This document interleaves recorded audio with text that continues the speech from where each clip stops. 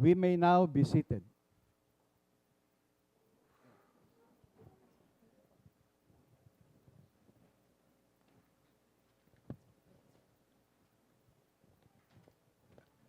Good afternoon. Good afternoon, everyone. Ating mga responders and the chief executives of the different provinces and other political leadership that's here. We are here today to get a briefing on the shear effects of the shear line and what happened in the low pressure area, and then the effect of the landslides that we were talking about over lunch. So perhaps let's go straight to the briefings that we are waiting for. Sino mauna? I think you're on first. Yes, Governor Gonzaga, please give us the briefing on Davao de Oro.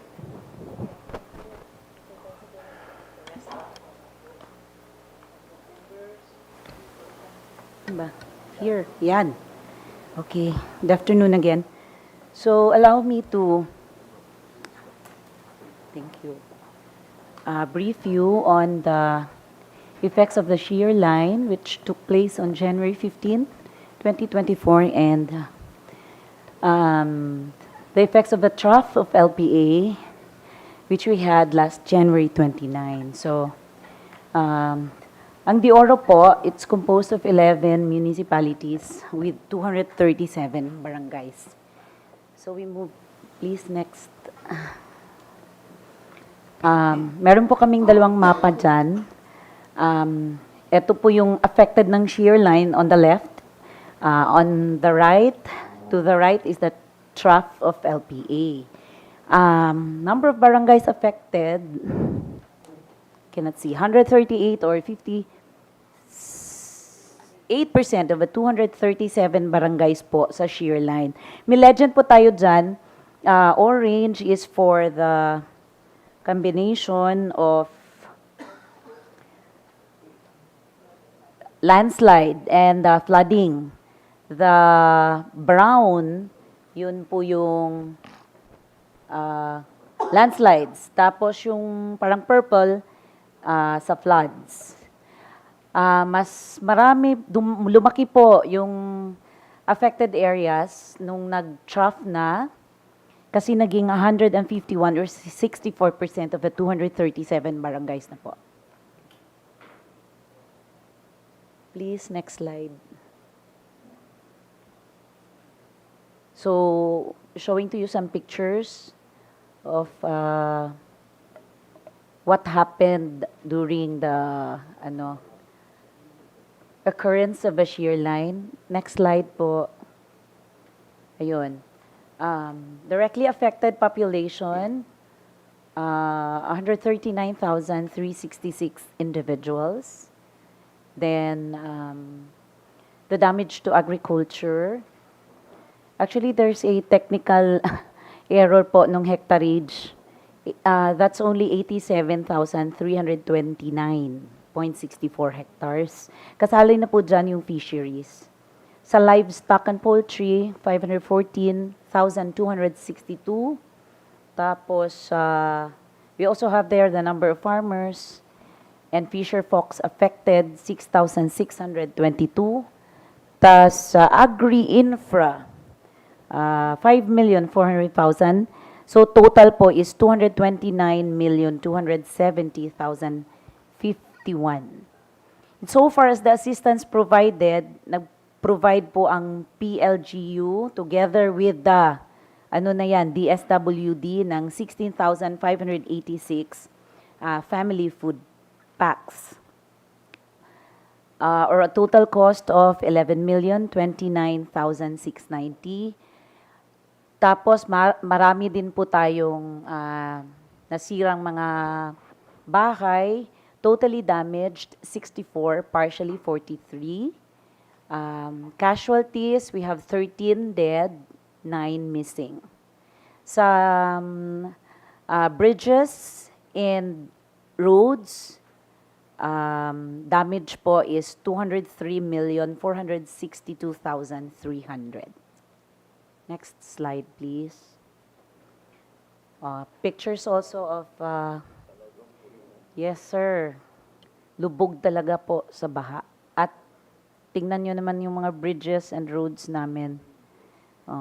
Only a few kasi madami pa po talaga. Next slide, please. Ayun. To the left is in Moncayo, Diwalwal, yung Diwata where we had the landslide na killed one family. Actually, 11 lahat. Tas, yun, mga landslides. Next slide, please. Okay, dito naman tayo sa effects of the trough of a low pressure area to the province of Davao de Oro.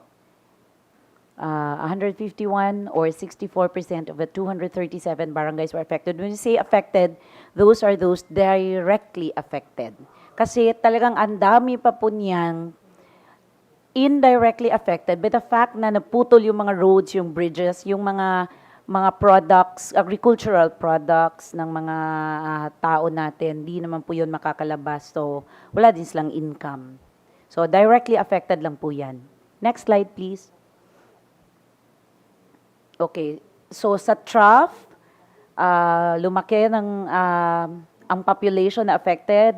It has now become 157,333.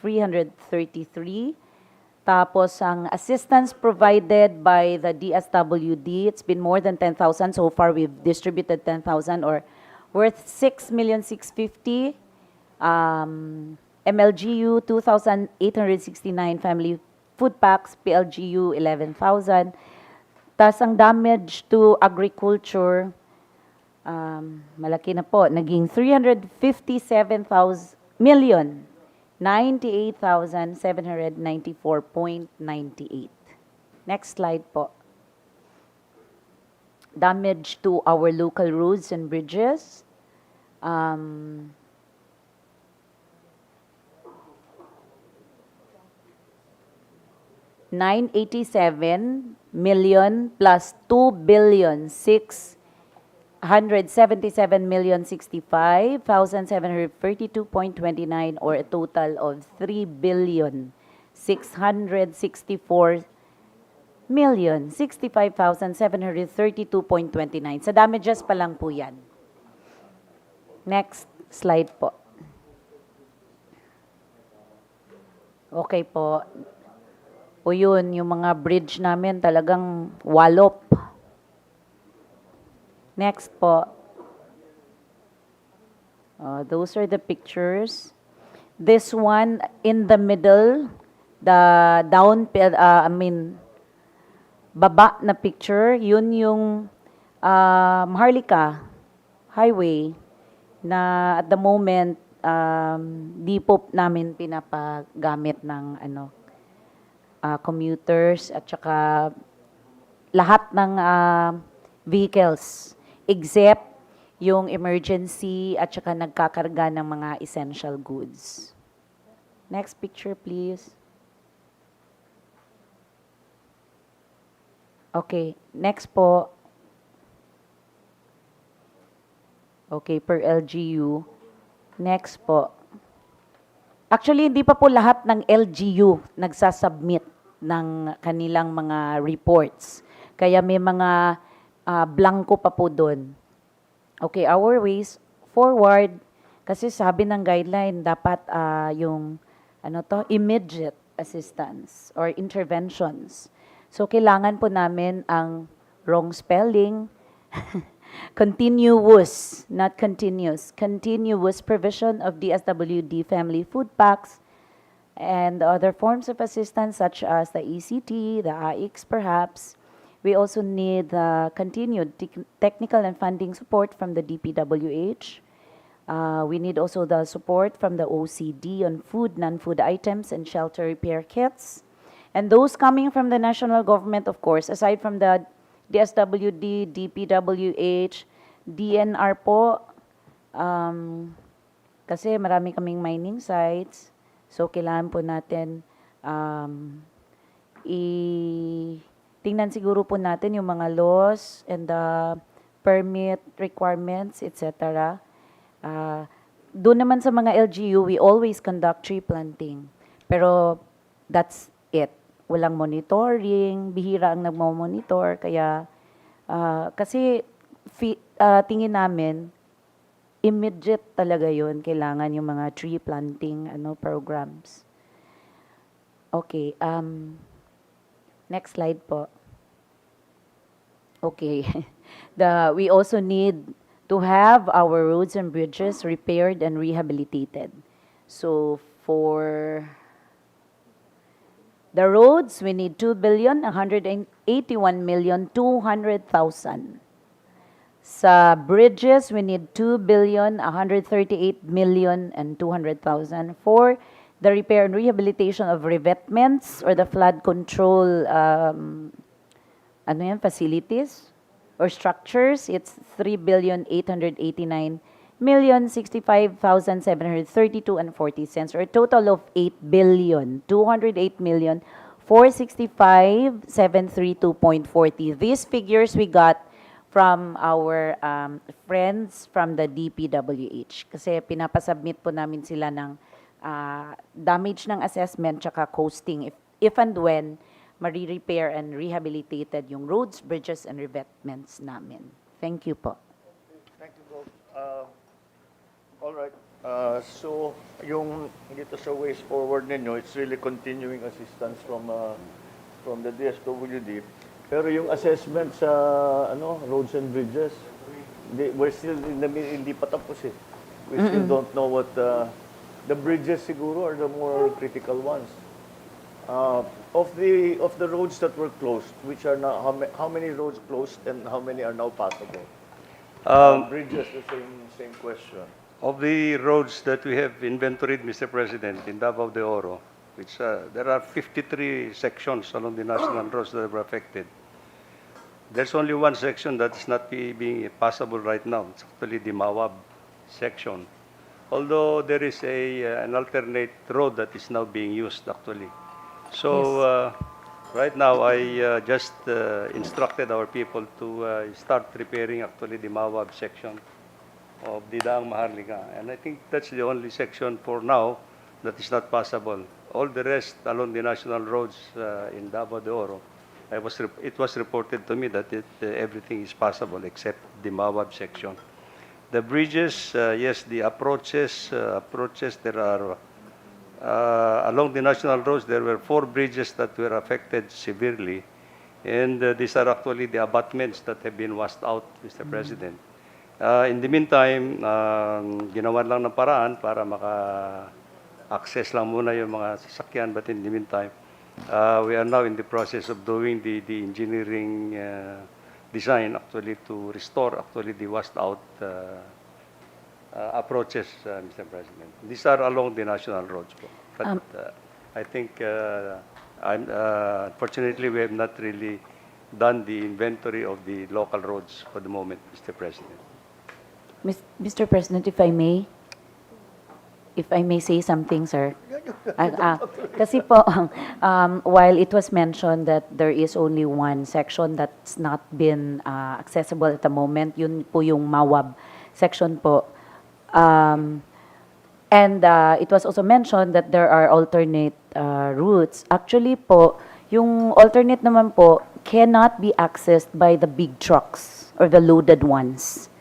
Pwede lang po sa light vehicles. That's why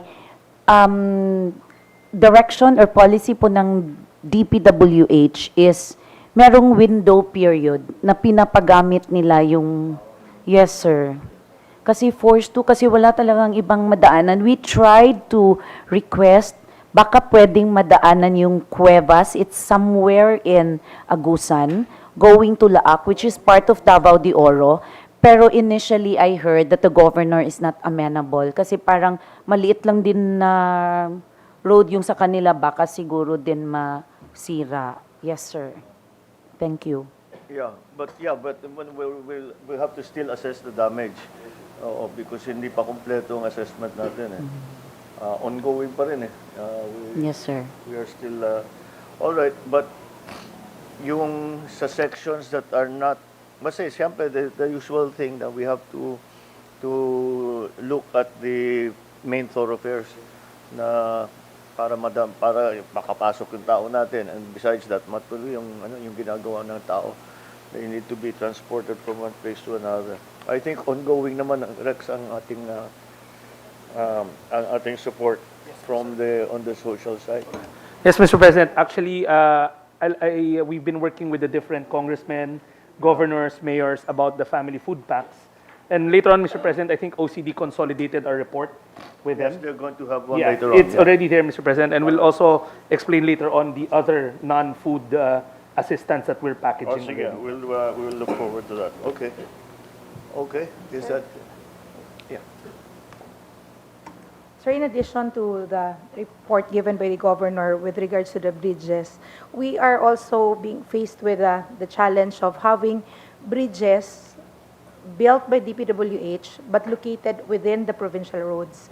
And I think technicality will tell us that DPWH could not repair these bridges because it's located within the provincial road. And that is the case in Davao de Oro, where we have a lot of bridges damaged, built by DPWH, but when we discussed this actually yesterday with some officers of the DPWH, we were told that DPWH could not fund the repair of these bridges because these are supposedly to be maintained by the provincial government, which in this case I think is not possible because of the calamity, and the provincial government and the local governments could not also afford the repair.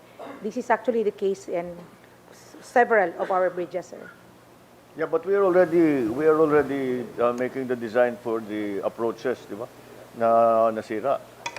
That's for the national roads, Mr. President, but these are for the local roads and Local bridges that provincial. I'm talking about. In some instances, Mr. President, I think we can avail of some of the under the calamity fund of the NDRRMC. Diba? That's one way. That's the only way I can think of funding it. Is using the calamity fund. All right, sige. We'll take note of that. Thank you. Okay. Thank you. That's it for now for Davao del Oro. Davao de Oro.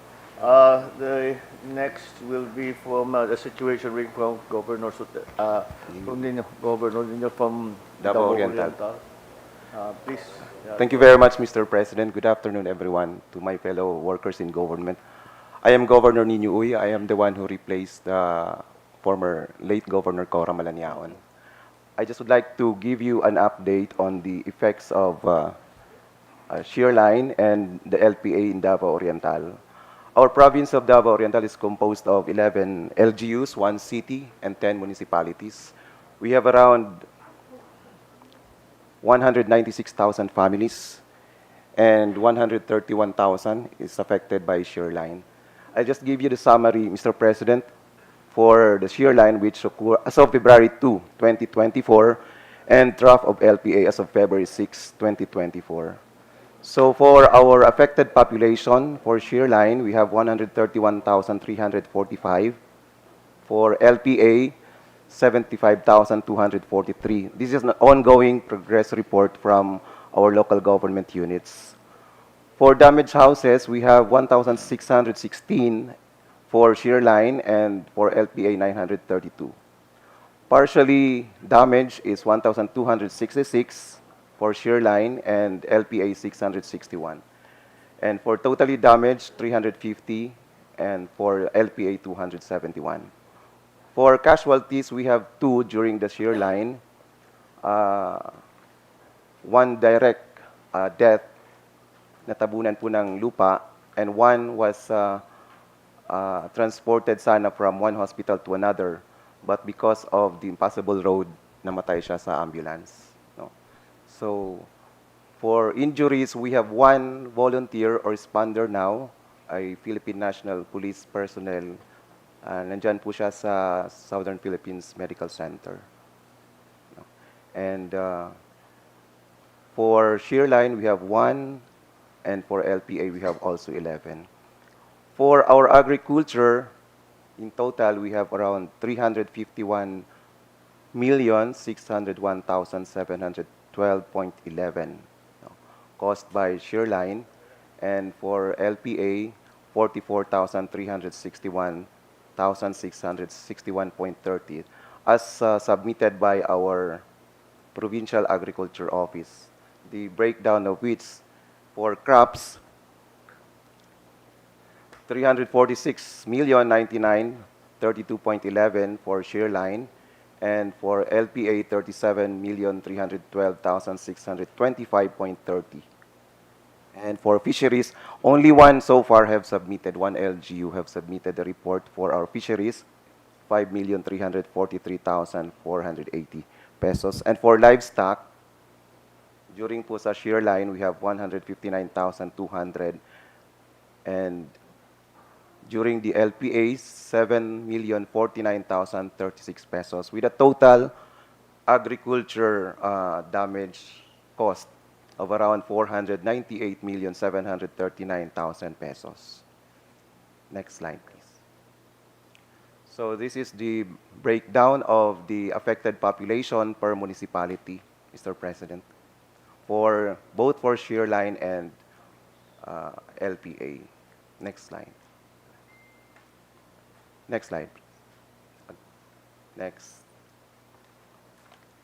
Next slide. Yeah, this is naman po for the LPA, which I have summarized already. Next slide, please. Again. Next, please. Next, please. And also, this is the situation now of the water supply. No? Affected din po talaga lahat ng halos ng aming mga water supply, especially in far-flung barangays, especially GDAS, no? geographically isolated disadvantaged areas barangays. So this is the breakdown of the barangays which water supply is being affected. Next slide, please.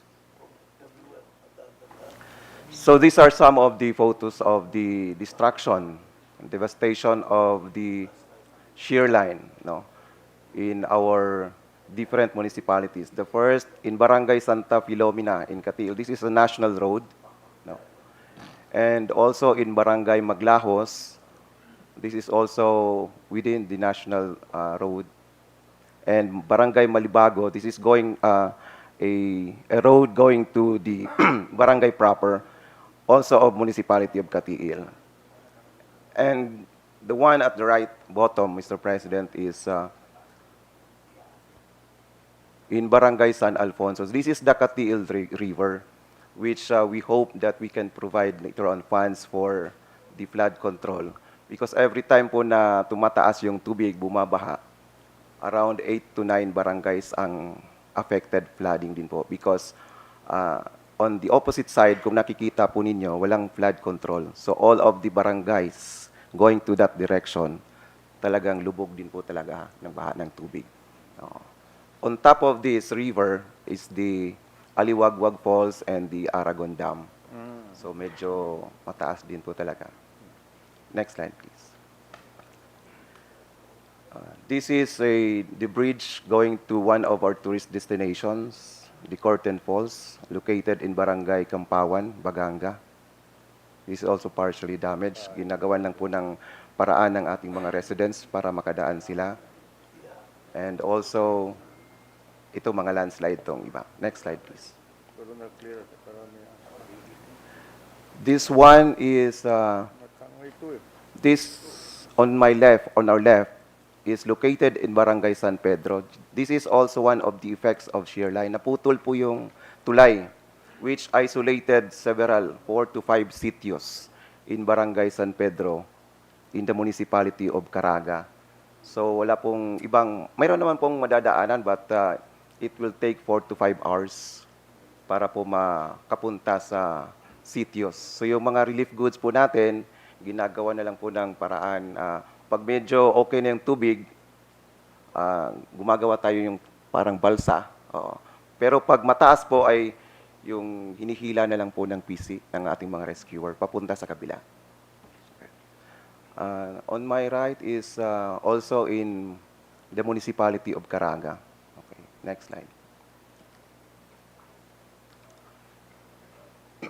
This one is Barangay Kayawan in Manay, provincial road. And also, sa right is from in Barangay Old Macopa, also a provincial road. Next slide, please. Ito naman po is in the municipality of Tarragona, particularly in Barangay Maganda. Itong sa baba po is a national road, Barangay Jubilyar.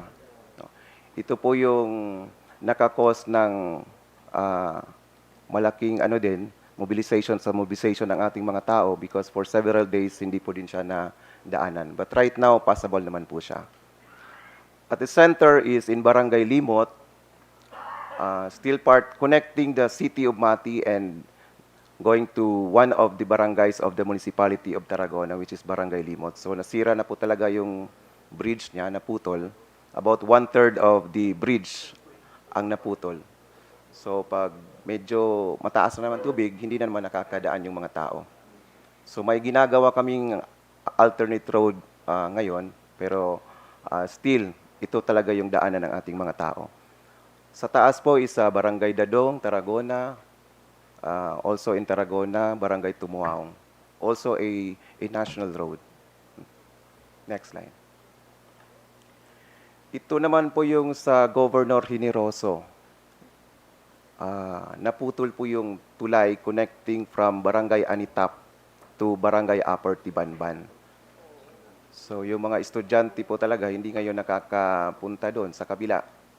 Mayroon namang alternate road pero again medyo malayo. The residents from barangays Serio Osmeña, Tandang Sora, Anitap will have to pass through the national highway. Lumabas muna sila then papasok naman papuntang Barangay Upper Tibanban. I think si Rex Gatchalian nakikita doon during his visit. Next slide. So the next one is ito po sa San Isidro, sa Purok Kalinaw, no? Ito din sa Tumaliti going to Purok Kalinaw. And this one po yung pangatlong picture, located at Sitio Tumaliti, Barangay La Union. This is a road going to the World Heritage Site, Mount Hamiguitan Range Wildlife Sanctuary and Natural Science Museum. During the shear line, okay pa po yung isang lane, but during the LPA, wash out na po lahat yan. So hindi na talaga mapupuntahan ang museum and some communities going to that direction. And also in Barangay Bitaugan, nasira din po yung flood control. Next slide. Ito po naman sa Lupon, Barangay Cocornon, and Barangay Tagugpo. So yung mga flood control nasira din po. Slope protection. Next slide. Also, this is in Lupon, in Cocornon also, Barangay Cocornon and New Visayas. Ang New Visayas po is one of our GDAS. Nasira po lang yung daanan. Next, please. Okay. So ito na po yung effects ng trough. As I've said kanina, yung going to the World Heritage Site, ito na po yun. Kung nakita nyo yung shear line, one lane kanina, but now sa LPA, after sa LPA, wala na po talaga, ubos na talaga. So hindi na madaanan. Next slide, please. Ito naman sa Barangay Magdog. For a couple of days, hindi na daanan during the shear line, inayos ng DPWH. Pero pagdating po ng LPA, ito na pong sa right side ang image. Naputol na talaga. But now with the effort of DPWH, I think talagyan ng mga, steel beam. Opo. So, passable na naman siya ngayon. Okay. Next slide. So, ito naman po sa City of Mati, Barangay Dahican, going to our surf capital of the city, no? Sa mga beaches namin. And on the right, ito po papuntang Barangay Macambol. Impossible din po yung Barangay Macambol. Isolated po sila ngayon. No? From the city, going to Barangay Macambol, ang mga relief goods natin, dinadaan na lang natin by water, by sea. Okay. Sa dagat na lang po. Oh. Ito po sa right side because of the landslides. Wala pong ibang madaanan except sa dagat po. Ito pong sa Macambol, aside sa Macambol, this is also going to the 3 barangays of Mati na na-isolate din na pwedeng daanin doon sa Governor Generoso. Buti na lang naayos na po yung Magdog. But for a couple of days, hindi din napuntahan ang 3 barangays of the city of Mati because of the Magdog Bridge. Okay. Next slide. Ito sa Barangay Jubilyar, National Road. Nahulog po yung truck ng DPWH while inaayos sana niya yung road. Pero nahulog, no. Bumigay yung yung sa ilalim wala na palang lupa. So bumigay. So, on my right is Barangay Masipit, which is in Barangay Central Tarragona. Next slide, please. Ito po naman sa Manay, Municipality of Manay. So, again, sa Barangay Taupanga, ito po ang nasira din yung daanan nila ng mga tao. Next, please. Footbridge po. Ito sa Barangay PM Sobrecari, one of our CADTI areas. So, naputol din po yung tulay nila. And in Caraga, this is in Caraga, and also in Barangay Santiago, part of the National Highway, National Road. Next, please. This is in Boston, particularly in Barangay San Jose, Dakong Banwa Bridge. So, hindi na po ngayon pinapadaanan din sa ating mga tao, sa ating mga residents. Next slide, please. So, ito naman po yung mga provincial assets, provincial roads, provincial bridges na nasira. So anyway, I'll be giving a soft copy of this to everybody naman po, Mr. President. Next slide, please. Sa mga assistance po na na-receive from other sources, from the DSWD, we received 9,822 boxes of food, family food packs, and distributed to several barangays. Tumulong din po ang DICT for our internet connections. Of course, nandyan yung ating Philippine Army, BFP, PNP, Philippine Coast Guard for the search and rescue operations. And of course, our 1st and 2nd District DPWH Engineering Office. One of our volunteers, an NGO, Braces, have also provided personnel to help us, to include Philippine Red Cross and DOH. Next, please.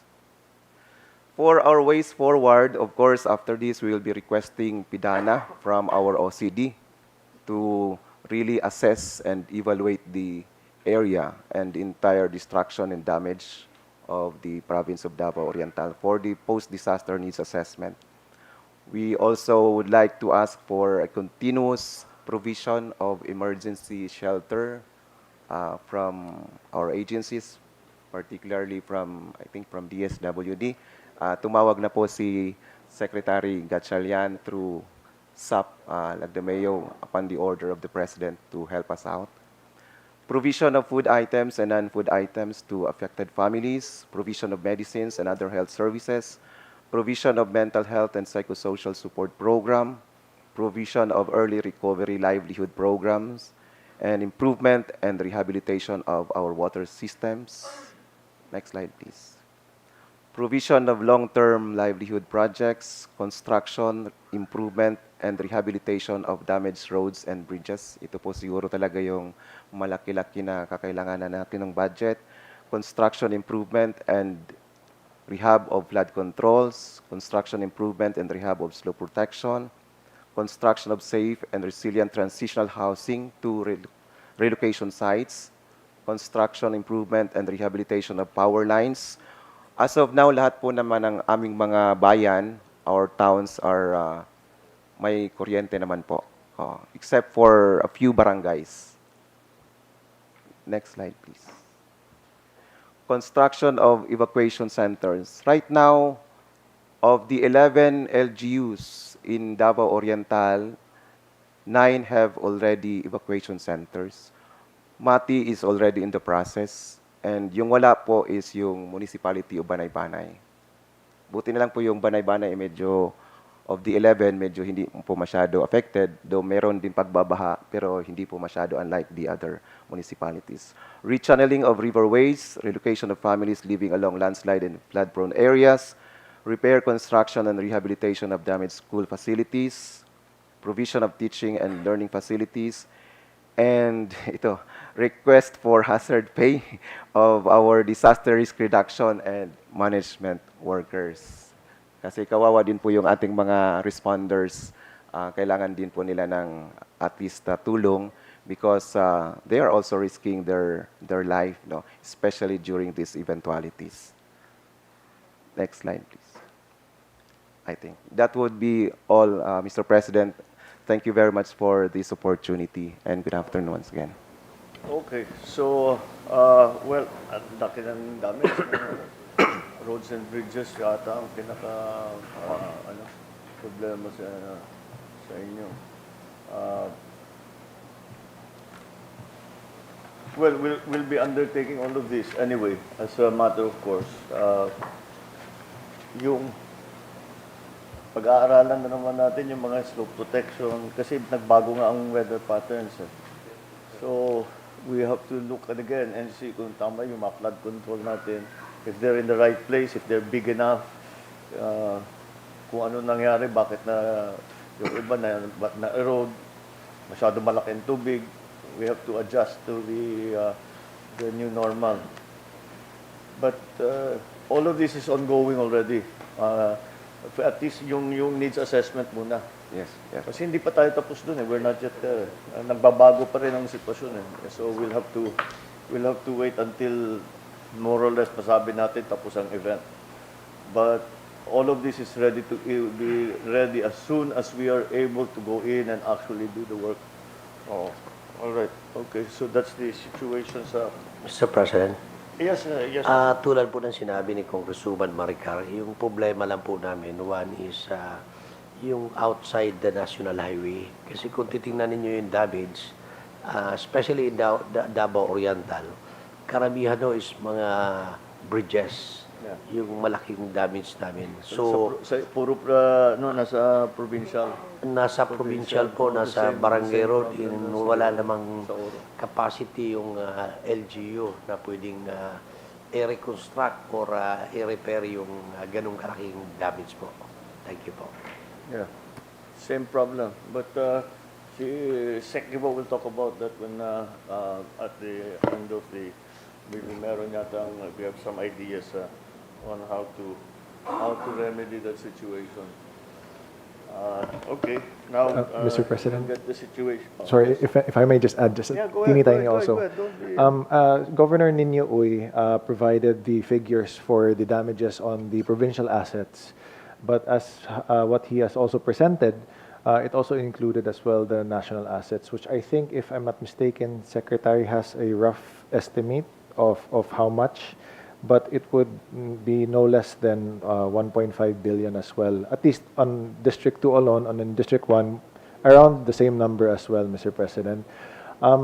But so far, as to at least continuing the daily lives of our constituents there, Secretary Rex Gatchalian was kind enough also to go with us to visit. And so far, the relief efforts have been very fruitful. And we really thank DSWD and Sec Rex for that one, along with the continuous efforts of the province LGU as well. But I think We that one- really are still at that point that we still that we will that's as much as we can do for now is to provide shelter and support for those who have been displaced.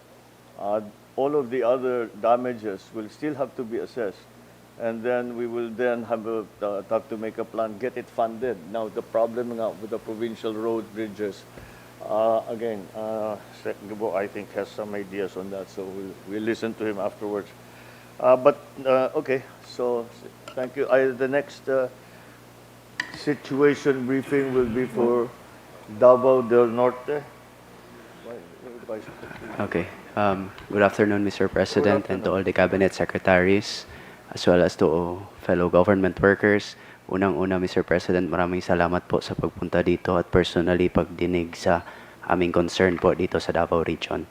So here is the situational report for Davao del Norte. First is the effects of the shear line weather system on the second week of January 2024. Next slide, please.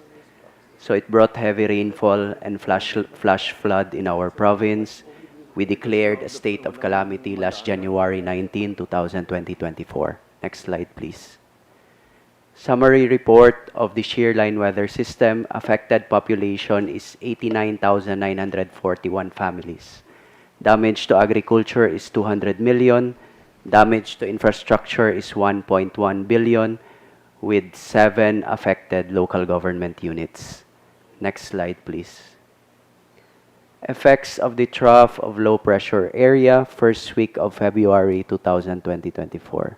Next slide, please.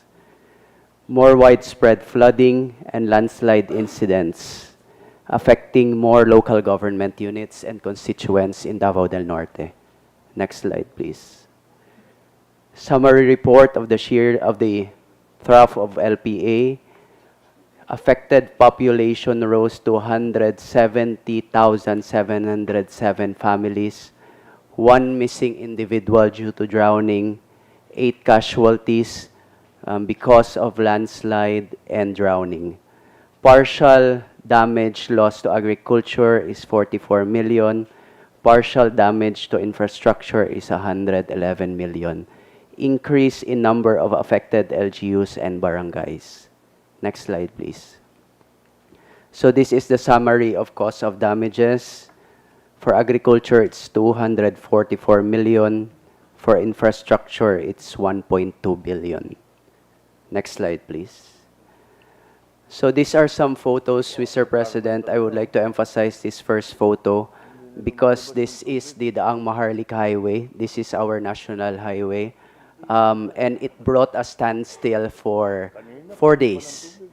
4 days. And hindi po madadaanan ng kahit anong vehicle going from Davao going north. So, yung other bypass road po, papunta ng north, flooded din po. So, ine-emphasize po namin ito, it's because malaki po yung effect nito, the economy and delivery of relief goods to the other provinces, specifically Davao de Oro and Davao Oriental. Next slide, please. Ito po, sample picture of the Daang Maharlika Highway. Next slide. So this is from the municipality of Carmen, the municipal gym, which used to be an evacuation center. Ngayon, pumasok po yung tubig. Next slide, please. Sample also of the Daang Maharlika Highway. Next slide, please. Tagum City, 1 barangay. Dati hindi inaabutan ng flood, ngayon abutan po. Next slide, please. From the municipality of Duhali, sample pictures. Next slide, please. And this one is school, isang sample ng school po, eskwelahan. Marami po kaming eskwelahan doon na totally flooded po. And nakita nyo po, sample po yan, wala kaming evacuation centers. Kasi yung school gyms, kahit ang mga barangay gyms, flooded. So nasa daan po sila, nagtatrapa lang po. Diyan po. Andyan sila Nag-evacuate po sa mga daan po. Yes po. Hindi rin pwede yung eskwelahan. Yes po. This is the situation for 3 municipalities, Asuncion, Duhali, and Carmen. More or less 80% po na submerge yung barangays po. How many persons are under yung ganyang klaseng shelter? Madami po, Mr. President. What's the anong bilang? Do we have a count? Number of evacuees, Mr. President. Oh, I guess you can call them Go. evacuees. So. Well, more importantly, yung wala sa evacuation center. Yes po, kasi yung count po namin sa evacuees nasa evacuation center pero hindi na po namin na-count po yung nandyan na po sa daan po. Sa labas. Yes po. Yes Do you po. have a number? Yes. Mr. President, ito galing rin to sa Yes po. province. But this is as of, I think, last night. Yes. Sa Davao del Norte, the number of families inside evacuation centers, 3,050. Okay. And then those that are outside, mas marami ho, Mr. President, 51,041. Kasi dahil nag-state of calamity na, I think lahat na Yes, sila po. considered na victim. So they can't differentiate na kung nasa kalsada o nasa loob pa ng bahay nila. Yeah, I'm sure. Yes, Secretary. Oo. What do we do with this? Kasi May- dapat prioritize because they cannot stay there for much longer. I have a recommendation in the ways forward po, Oh, Mr. sige, we'll President. wait for that. All right. Yes keep po. going. Okay. So next slide, please. So amount of assistance received from DSWD and other sources, OVP 2769 relief packs, OCD 11 400 packs, hygiene kits and malong. From DSWD 91,636 food and non-food items. Next slide, please. Ito po yung sinabi ko, Mr. President. Maraming salamat po sa ECT. Actually, ito po yung initially na na-approve po sa Secretary for 70,000 beneficiaries at close to 700 million. Nag-start na po yung implementation kahapon po and ongoing po today. But unfortunately, the 70,000 count was during the shear line. So we have this additional request for ECT payout for the remaining 100,000 families po. Opo. Opo. Sana po. Sana po. Opo. Next slide, please. So ways forward. Immediate assistance needed for repair, rehabilitation of roads, bridges, and dikes. So, ang nilagay lang po namin sa for immediate action is yung mga major rivers which caused the flooding, either because it was damaged or needs rehabilitation. So, eto po, rehabilitation of Iho River, flood control, rehabilitation of Saog River, flood control. Next slide, please. Rehabilitation of Barangay Cabaywa to Barangay Del Pilar Road. Daang Maharlika, Tagum City section, nag-scar po yung tawag nito, National Highway. Next slide, please. Rehabilitation of Lasang River, flood control. Rehabilitation of Tagum Libuganon River, flood control. Next slide, please.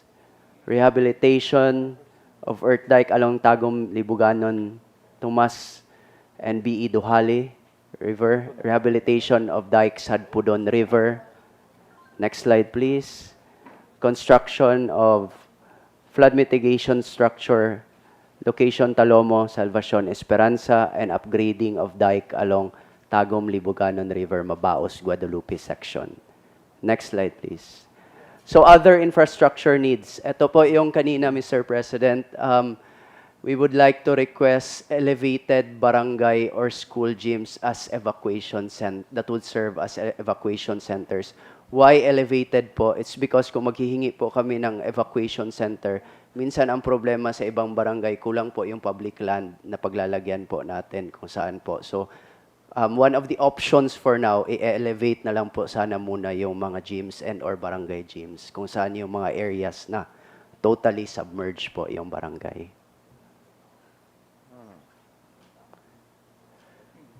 Okay. Next slide, please. Other immediate needs, shelter assistance. We have yet to finalize the count po, kami ni Govden. Totally damaged. These are the figures that we need. And agriculture assistance, Mr. President, we have thousands of hectares affected by the flooding, rice, corn, vegetable, banana farmers. If we could request for inputs amounting to 12,000 per hectare for fish pond operators, owners, fingerlings and other inputs, 15,000 pesos per hectare. and local backyard livestock racers, 20,000 peso per racer. Next slide, please. Other immediate needs during the flooding, bigla po naputol yung mga water supply. So, we would like to request for this LGUs, water tankers for potable water transportation. Next slide, please. And other immediate needs, rubber boat for rescue operations. We only included these 6 LGUs municipalities because yung calamity fund po nila maliliit lang po talaga. Although meron silang mga rescue equipment, pero hindi po talaga, kulang na po talaga during that incident. Next slide, please. Yun. For medium and long-term projects, we will submit it to different government agencies po. So again, Mr. President, ang number 1 ko lang po i-emphasize yung Daang Maharlika sa Carmen side po. Kasi maapektuhan po yung whole economy po natin going north. So kailangan po may medium or short-term medium solution. Although I think initially the DPWH already has a solution, Mr. President. All right. Okay. All right. Thank you. Yeah. I'm a little concerned about those kasi nga nabaha yung evacuation center na kung saan-saan na lang napadpad. We have to do something extra for them. Kasi pero ang hirap hanapin. And then saan natin talaga ilalagay? But at least, at the very least, makareceive sila ng assistance. So they're being extended, Mr. proper President, as assistance. the Vice Governor said, of all the provinces, sila yung nauna nakasubmit ng list. So we were paying out na as of yesterday, and we'll continue paying out. As Vice, siguro I'll just sit down with you, the Governor, and si Kong about the additional ECT, emergency cash transfer. How do you handle that though? Because madali yung evacuation center, pupuntahan mo lang. Pero itong ganito, ibang klaseng problema ito. Although, Mr. President, bumaba na po yung water levels this time. So, magsischedule na lang po kami per area po. Kaya nga po, yung aside from the ECT, nag-request po kami ng shelter assistance is because pagbalik nila sa mga bahay nila, Mr. President, sira po talaga. So, maybe additional financial assistance po from DSWD would be of big help to them, Mr. President. Okay. Well, ongoing naman talaga yan. That's the first, yun ang una natin. Well, ang una natin binibigay o food packs. And then after that, pag na-identify na natin yung mga naging victim, we provide the ECT. Okay. Mr. President, dagdag ko lang po, yung mga estudyante, basa po lahat yung gamit nila sa eskwelahan. Kailangan po yun. Yung mga school things po nila, at saka bags. Mr. President, if I may. Yes, go ahead. If I may propose, in terms of the site selection for evacuation centers and the architecture of the evacuation centers po, DOST has a platform called Hazard Hunter PH. And on that platform po, all the hazards are overlaid on the specific areas po ng lahat ng probinsya po. Hanggang barangay po yun, in terms of site selection for the safest possible site for a possible evacuation center. At saka po dun sa design po natin sa evacuation center, elevated po talaga sana. Pero po, ang first floor, dapat po walang mga exterior walls. Yes, okay. Kasi po kung dadaloy talagang tubig, makakadaan po yung tubig at safe pa rin po yung second floor. So there are already designs po that are adapted to flood-prone areas that require evacuation. And I think that DOST can help, and DNR can also help on the site selection for the safest possible. All these areas, Mr. President, are really flood and landslide prone. So we have to make the best. That's one part. But we also upgraded our building code for the evacuation centers. So we have to take that into account too. All right, but the immediate need of those that are still displaced. Yun ang, that's nandyan pataan, that's where we are now. So we'll make sure that that's ongoing. Report na bit, Mr. President. Yeah, go ahead. please. Tapos na ho. Oh yeah, I know you have a report afterwards. All right. So we will listen now to the report from Davao Occidental. Thank you, Mr. President. We'll Thank you. provide- Thank you. Thank you.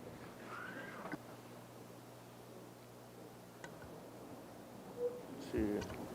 Good afternoon, Mr. President. I am Harry Chester Camoro, the PDRRMO of Davao Occidental. With me is Attorney Geoffrey Navarra, our Provincial Administrator.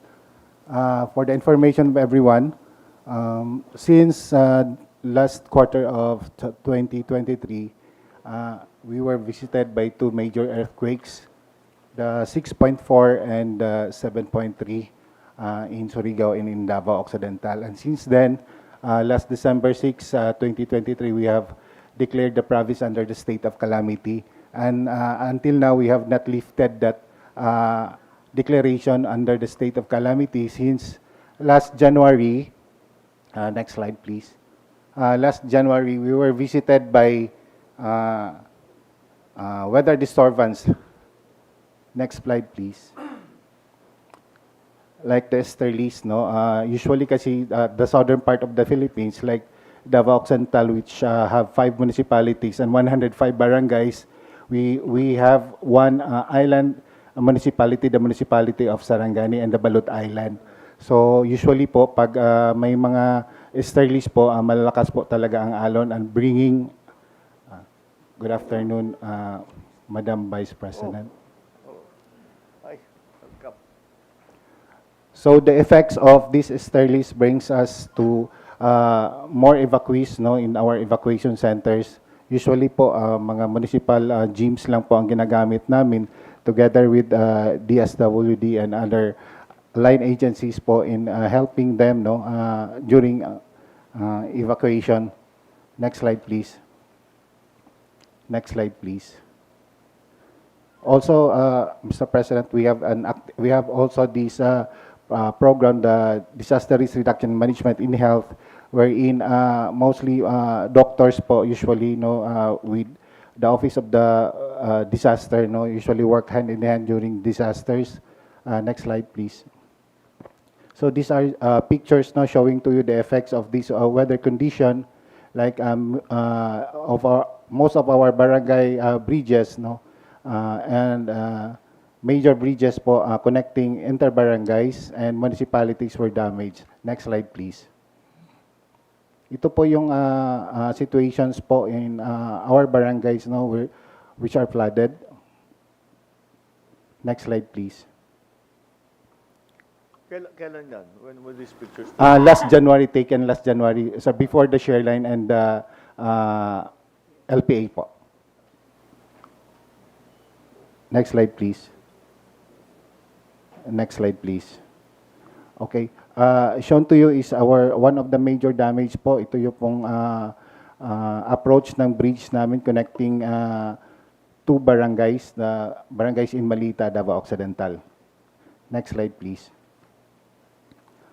These are some aerial pictures of our river system, no, in affecting the population area of Davao Occidental, Malita. Next slide, please. Next slide, please. Next slide, please. So after that, next slide, please. Next slide, please. So ito po yung effects ng Shear line and the LPA. Next slide, please. Next slide, please. So mostly of the two weather system, no, ito po yung affected areas like the municipality of Santa Maria, municipality of Malita, and municipality of Don Marsilio, which we incurred 3 deaths, no. Most of them were recovered already. 2 were from drowning and 1 nadaganan po ng niyog, puno ng niyog. Next slide, please. Next slide, please. Next slide, please. So as of today, Mr. President, yung major one bridge po namin hindi pa po na-repair, hindi pa din po na madaanan. So our ways forward for the province of Davao Occidental, we may ask the NDRRMC and the Office of the President to help us in the rehabilitation of all our affected roads, bridges, and other critical infrastructures like flood controls. We have also incurred damage on some of our barangay centers like the barangay halls in part of Jose Abad Santos that were damaged during the earthquake. And also, we would like to ask the Office of the President if we could help us, sir, build more evacuation centers designed by NDRRMC, since the 5 municipalities in Davao Occidental has only 2 major evacuation centers given by the NDRRMC po. So we are asking, sir, for your help. If we could build 1 major evacuation center for the island municipality of Sarangani and Balud, and in Jose Abad Santos and Santa Maria po. That's all, Mr. President.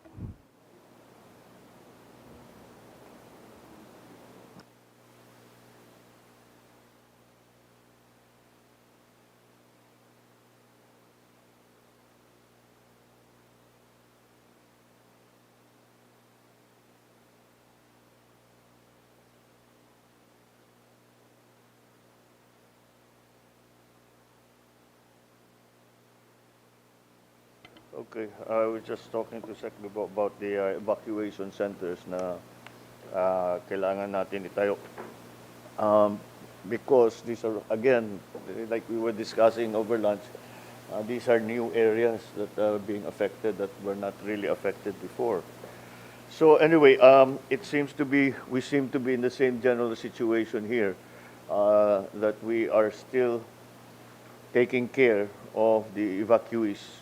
And although this rehabilitation of affected bridges, roads, and infrastructure will have to be assessed, that assessment will be done as soon as the, it's siguro yung critical, yung buksan natin para yung mga areas na hindi madalhan ng relief goods, na hindi madalhan ng mga equipment, na kung ano yung mga kailangan. Yun ang munang unahin natin. Just get them to, para passable man lang, para makadaan yung mga responders natin. Let's do that first, no? So, and then ongoing na naman ito. Yan is the same problem yung sa bridges, roads, and general infra. But the process is pagka mag-a-assess pa yung public works kung ano ba talaga ang damage, then they will have to design the remedy. Kung ano yung pwedeng gawin, kung minsan talagang hindi na kaya, we'll have to build another bridge.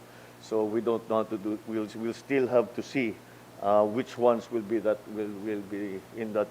Which ones are in that condition. Okay, and then there was a comment about the schools na nalubog. Lahat ng gamit nasira. Lahat ng gamit ng mga bata, diba? May equipment ng eskwelahan, things like that. So anyway, we will pagka meron na tayong numbers para alam natin kung saan saan ang kailangan, we will use the DepEd, and then siyempre the calamity funds again will be availed of. Yeah. Mr. President, sa situation po ng Davao del Norte, halos po lahat ng mga bahay is affected po sa baha. So yung mga gamit ng mga bata, kasama po doon na nasisira po. Well, nandito si Vice President, so she will, I'm sure yung mga mga DepEd natin will be able to tell us what we need to, kung ano yung mga kailangan palitan. All right, we will move on now to Davao City. The report in Davao City will be Mr. Bustillo. Yes, good afternoon po sa lahat, to our Vice President Inday and President Bongbong. For the Davao City situational report, well, Davao City was not exempted with the recent weather disturbance. In January 18, Davao City was affected with the shear line weather disturbance. And with that, we experienced flooding for the 14 barangay, with the total families affected to 1,486, with a total population of 5,531. And along with that, with the disturbance, mass wasting was also experienced in some barangay in our Davao City. And 4 of those barangay experienced mass wasting or landslide, and with 20 families affected and 37 individuals affected total. And we have, sad to note, we had 2 casualties during that mass wasting brought about by shoreline. And during that weather disturbance, Davao City was not totally impaired in terms of its population, basically because we were able to prepare and brought our those people considered at rest, brought to the safe evacuation and temporary shelter. So that is our that was our affected population for the shear line with disturbance happened in January 19. Next slide, please. And this is the photo documentation of that shear line. So we experienced flooding. All of the river system in Davao City caused to swell to critical level. And we also experienced street flooding at Laberna subdivision that impaired our transportation, and some mass wasting, particularly in the upland area of Davao City, in Marilog proper, and also in the Bedos area in Catalonia Grande. So ito yung po mga impact nating shoreline weather disturbance. Next slide, please. But on January 31, just recently, the trough of low pressure area really impacted Davao City. So with that, with the summary of affected population for the flooding, we had affected a total number of population 155,564. For the mass wasting or landslide, we have a number of population affected into 1,208. All in all, we had 156,772 affected population brought about by the trough of low pressure area that was started in January 18 and persistent, and within 3 days of that kind of weather disturbance. Next slide, please.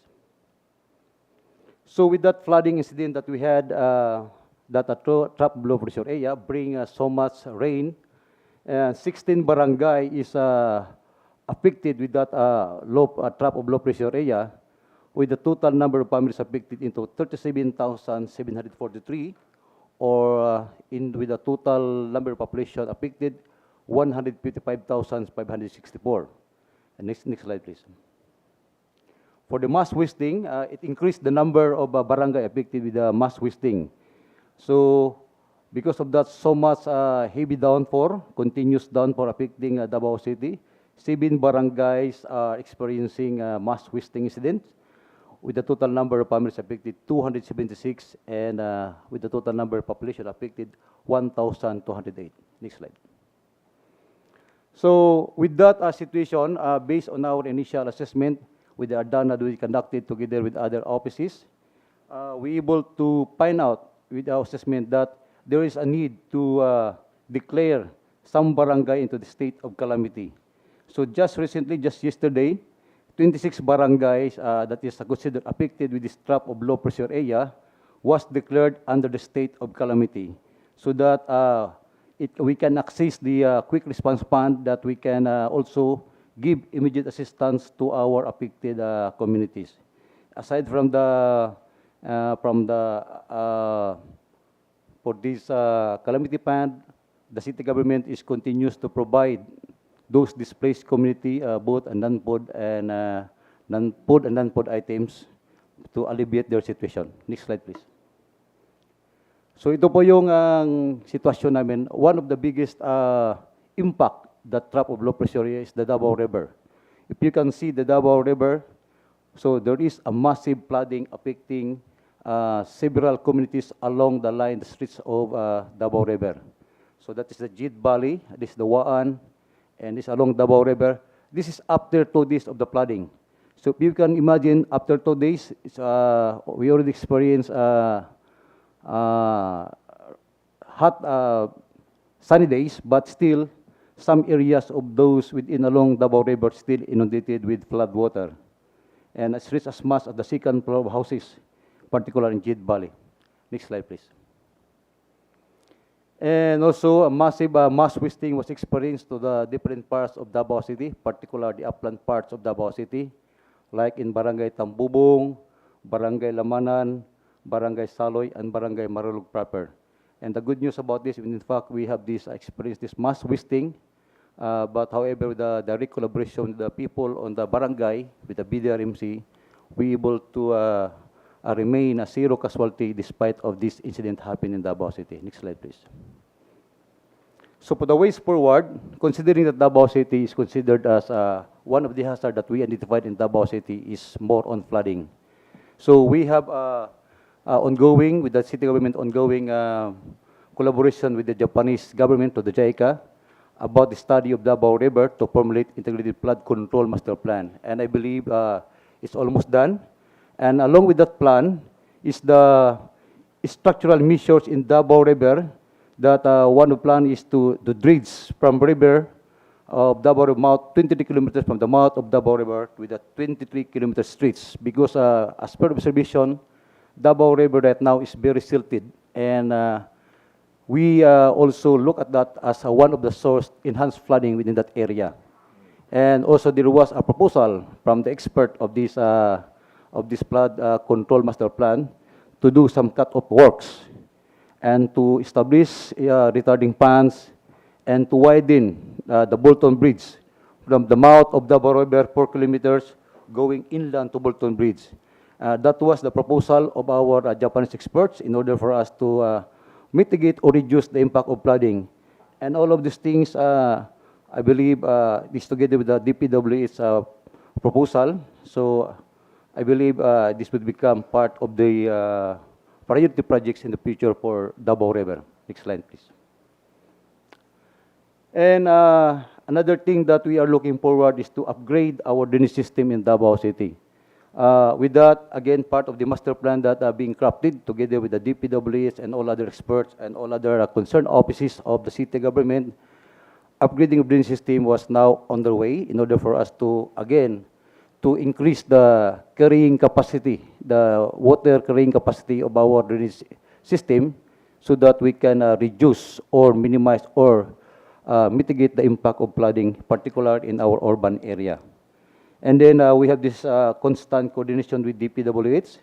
And last January 5, our Honorable Mayor Sebastian Duterte wrote a letter to our DPWH with a particular emphasis on the projects for the alleviation of flooding and traffic congestion within Davao City.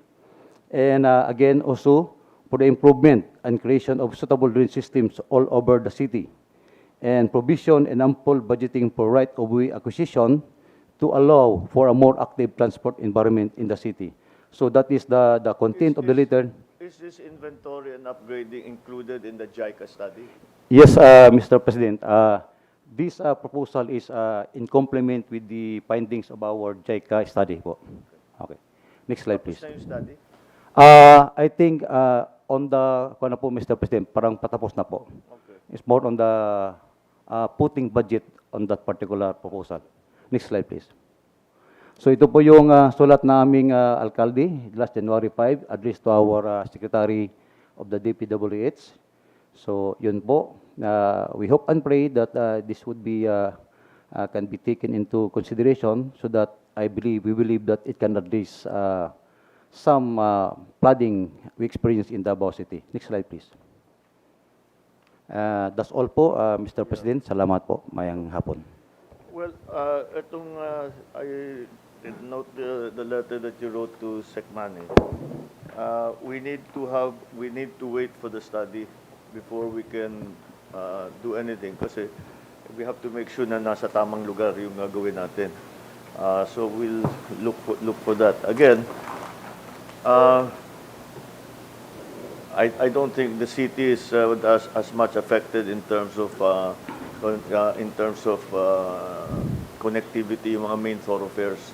So that's not we do not have that immediate problem as we have in the other provinces. Pero tutukan natin yung JICA study para maybe Sec Tony, you can help us with that, because that also falls under DNR. the JICA study for the flooding and drainage of the city, Davao City. Yes, sir. We'll work very closely with DPWH, Yeah, sir, sure. on Yeah, this one. Maybe you can ask JICA what the status of it is, so that we know where we stand and when we can start moving. Mr. President, the study is almost complete, and Oh, you're aware of the... yes, the- Mr. President, this is Oh. an undertaking of the Department of Public Works and Highways Okay, under our foreign assisted program, Mr. President. all right, okay. All right, now, the next report will be coming from the OCD. The regional director, maybe you want to jump in here at some point, yeah? Who will- Thank you, Mr. President. Yeah. I am Enardeng Hirang, the Regional Director. Mr. President, the local governments have spoken as to the damages in their infrastructure and the others. I do not wish to balikin po yon. I would like to focus, next please, on the assistance provided by the government. So, next please. Next. So, ito po yung mga the government has already provided 190 million pesos of assistance from DSWD, the LGUs, and the Office of Civil Defense, composed of family food packs, family kits, modular tents, sleeping kits, hygiene kits, malong, family packs, blankets, jerry cans, and recently our CDA Administrator Ariel Pomoseno has approved 15,000 bags of rice, 50 kilos bags of rice for disposal po. Kasi yung family food packs na binigay ng DSWD has to be sustained. Kasi yung mga victims has to work, to go back to their job. So kailangan dagdag ng bigas po. So 4,000, in fact, 4,000 of bags of rice is now ready for delivery, for withdrawal po sa NFA warehouses. Next. So as mentioned, of the almost 1 million people affected, 1/3 pa lang ang nabibigyan. Yeah, 1/3 pa lang ang nabibigyan ng tulong. So as discussed earlier, more and more will be coming. This is as recorded by the Office of Civil Defense. So almost 1 million, then ang nabigyan po 329,000 people pa lang. So next. Yeah, these are the types of other items that we gave, as mentioned, the rice, canned goods, blankets, family packs, and others. Next. So the response cluster, the immediate response cluster headed by DSWD has already given a lot, or has already started giving the support to our people po. For the health cluster members, nagbigay na rin po sila ng mga jerry cans, chlorine granules, and assorted medicines, boots, and raincoats. Next. Next, please. Okay. Based po dun sa, as mentioned, yung mga infrastructure damages po will have to go through the post-disaster needs assessment, the PDENA, for a more detailed assessment to mga reported damages. And I would like to recommend, Mr. President, that the OCD will consolidate all this into a regional rehabilitation plan that would be funded by existing budget of the government this year, and I recommend a legislated budget starting next year and continuing. Hindi naman po kaya natin lahatin ito in one period. A legislated budget may be good for all sectors na po, agriculture, infrastructure, health, and the others. Kasi nakita po natin na halos lahat ng LGUs ng region are in need of this fund. So I would recommend a current budget utilization plus the legislated budget for rehabilitation starting next year po. So next. Next, please. Next. Tapos na yan. Next. Okay. I'd like to mention, Mr. President, yung OCD po is in charge of the mobilizing the response of the immediate response during disaster. And I think it's noteworthy to explain that konti lang po ang, in spite of the damage na nangyari at the calamities na nangyari, no? Yung ating mga local government po, yung kanilang forced evacuation, preemptive evacuation has worked well. Kaya makita natin, five disasters na po nangyari, 2 earthquakes, 1 tropical storm, shear line, plus the trough po. If you account the people dead or, well, we do not wish more people to die, but yun po yung data natin, pakunti po yung data natin, because our local government, in terms of response, I think, are now efficient and effective. Ang kulang po natin, more on prevention and mitigation, and the rehab and recovery aspect po ng ating disaster resiliency program under Republic Act 10121 po. Very good. Thank you. There seems to be that common thread, ano? That although the Sectoni, we're talking about mitigation, but we have to make the studies because the common theme that we get from the LGUs, not only here, but every time there's a disaster anywhere in the Philippines, that it happens in a different place now. The flooding happens in a different place. The landslides happen in a different place from where they usually do.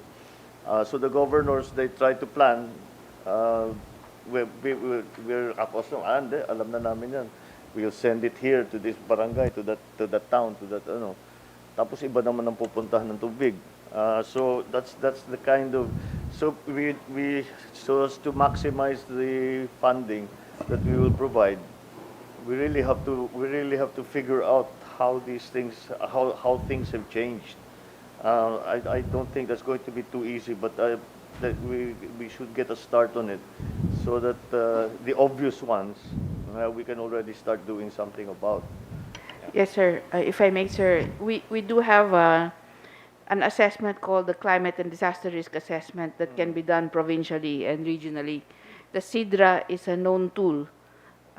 We don't know how many provinces are actually using it, but there are a few already doing climate and disaster risk assessment as a basis for the budget for prevention as well as anticipatory action for rehabilitation recovery. Sir, DOST is very material here because it is the climate projections based on the data from DOST plus the multiple hazard analysis that combines earthquakes as well as other types of hazards.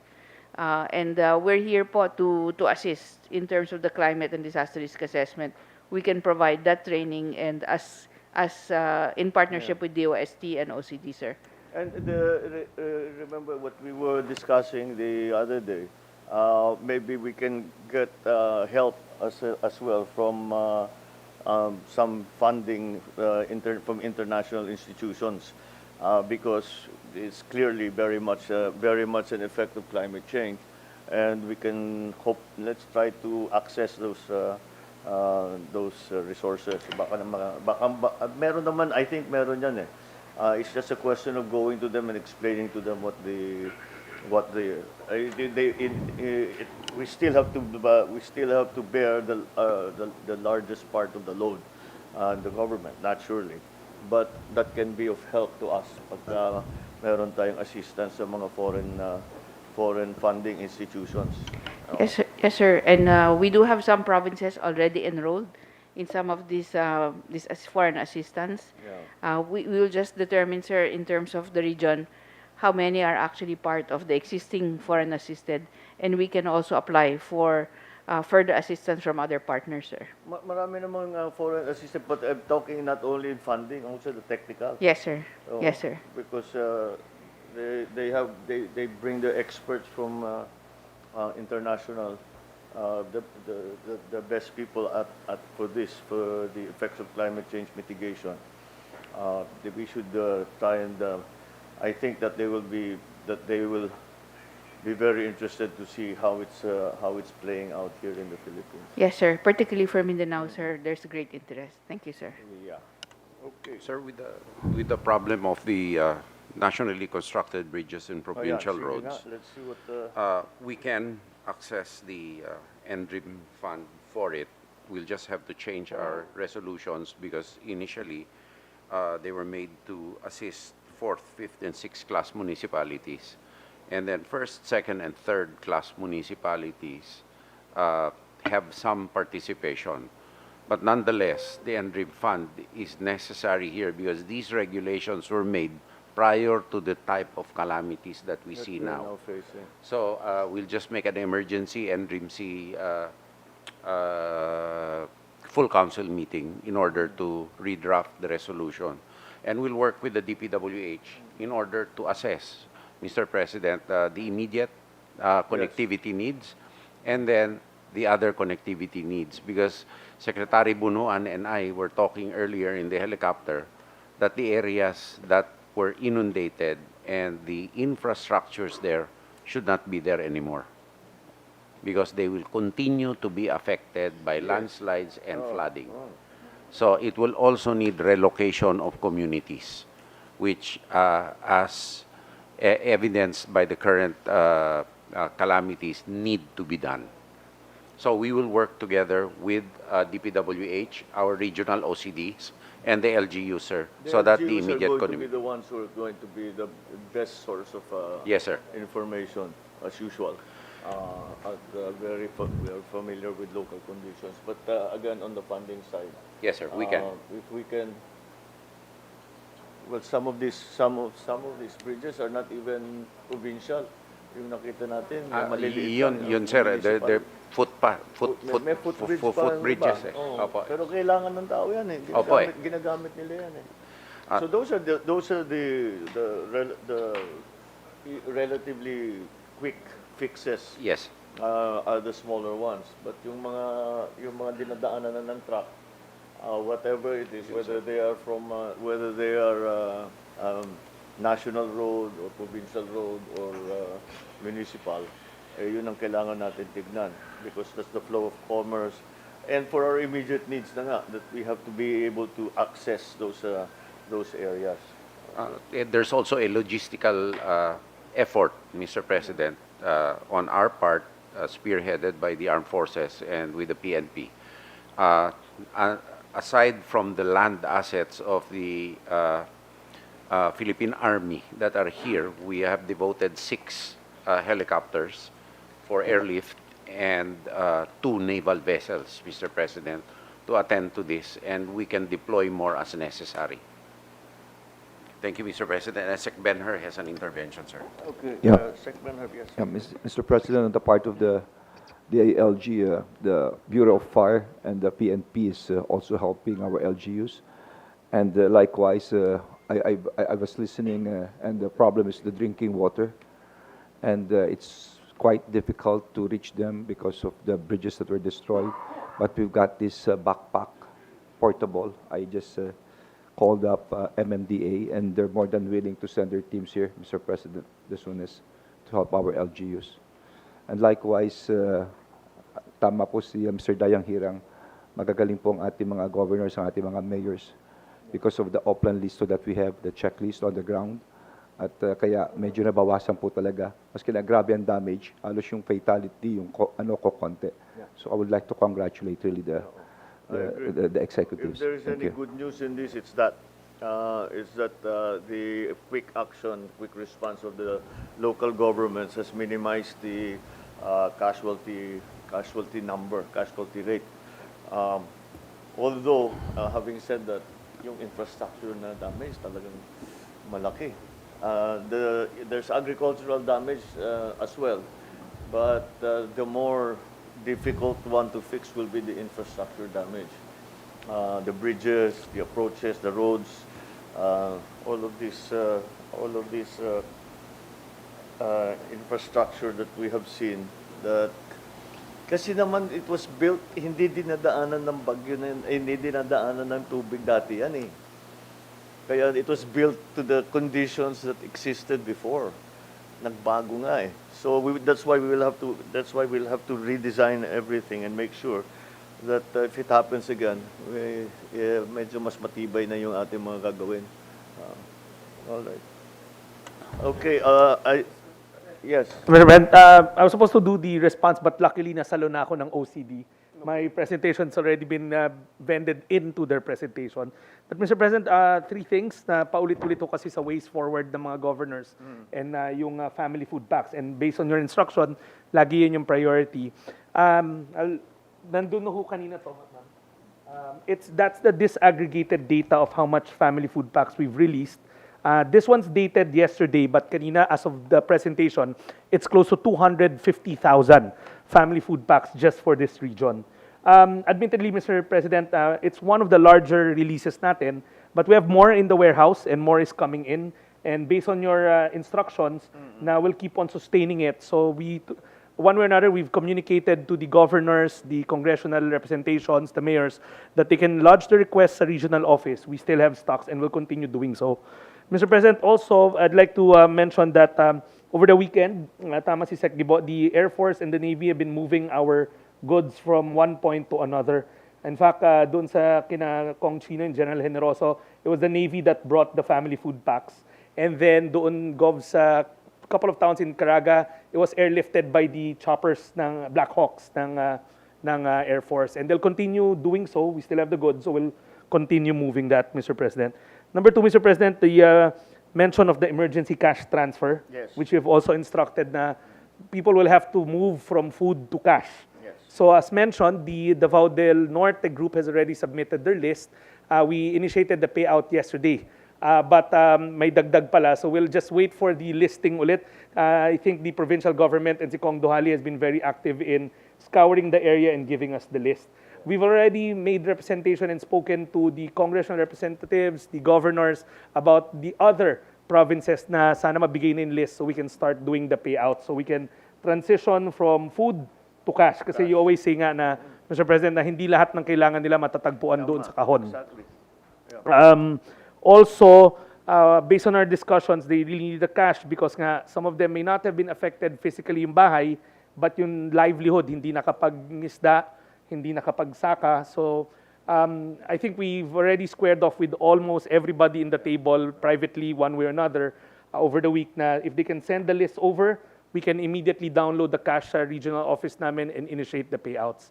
We're also adding more special disbursing officers para simultaneous sa iba-ibang mga probinsya. And last, Mr. President, the next slide, the more important slide that I've been tasked to read, yung sa Office of the Presidential Assistance. Oh, Yeah. yes. Mr. President, I was tasked by your office to go through this list. So for the information of the governors and the affected LGUs, on top of the emergency cash transfer, hiwalay huto, our President has authorized the release from his Presidential Social Fund, a total amount of 265 million. And the breakdown is as follows. The province of Davao del Norte will get 30 million. The province of Davao Oriental will get 30 million. The province of Agusan del Sur will get 30 million. The province of Davao de Oro will get 30 million. The province of Surigao del Sur will get 25 million. The province of Maguindanao del Sur, 25 million. Davao City, 20 million. Butuan City, 20 million. Province of Davao Occidental, 20 million. The province of Agusan del Norte, 15 million. The province of Cotabato, 10 million. And the province of Bukidnon, 10 million. To sum up 265 million. So for the information of the governors, the President has authorized the immediate release of the presidential assistance from his Presidential Social Civic Fund on top of the emergency cash assistance that he has also authorized. So the President has instructed us to mobilize food and cash immediately. Thank you, Mr. President. I think from the reports that we have had, I think that we are doing all right in the food, but the provision of food packs, etc. But as the Secretary was explaining, that it gets to the point na hindi lang pagkain ang kailangan ng tao, that they need to buy other things na para sa kanilang household, no. So that's why the ECTs are become very important, and that's why I released the 265 million to make sure that that phase of the response is immediate at maramdaman kaagad ng tao, meron kaagad silang tulong, maramdaman nila kaagad kung ano yung kailangan nila. Meron silang gagamitin sa pangangailangan nila. So that is the other thing I wanted to ask about is there was only one report about the problem on water supply. What are we doing in terms of providing usually kumukuha tayo ng mga purifiers and Yes, sir. Sir, tinawag ko na and tomorrow darating na po sila. I'm just looking at the team. Siyempre, that's very important kasi kung hindi magandang tubig, hindi sapat yung tubig. Yes, sir. People will start drinking from questionable sources, magkasakit pa, we will have an outbreak of all kinds of things. Sir, ang dadalhin po hindi tankers, mga portable po na naka-backpack lang. Yung bago maliit na eh. Yeah, Pwede nang hindi na kailangan ni pwedeng dalhin kahit saan. Yes, sir. Para dahil it's okay, we will bring as much water as we can. But hindi pwedeng yun na lang. We cannot keep bringing water. We have to provide a water supply that is sufficient without bringing in bottled water. So our solution to that has always been to bring water purifiers, some kind of water purifier. Dati, truck pa yan. Ngayon, the technologies have improved. Pwede nang dalhin ng tao. So that's what we will, because I didn't see very much response in terms of the water. That's as critical as anything else, especially at this point, because you cannot do anything without clean water. And Mr. President, they're all solar powered. How many can we We could immediately mobilize at least 80 teams, and we're actually asking for more from MMDA. So I will just coordinate with the Sektibo for the transportation tomorrow. Just bring especially the more isolated areas. Sir. Hindi ba? Na hindi naaabot ng mga bottled water na pinapadala natin. Those are the priority areas. So anyway, from the general reports that we're getting, I think that we are all right in terms of relief. Pero meron na naman tayong nag-landslide, so we have to go back again to rescue, search and rescue.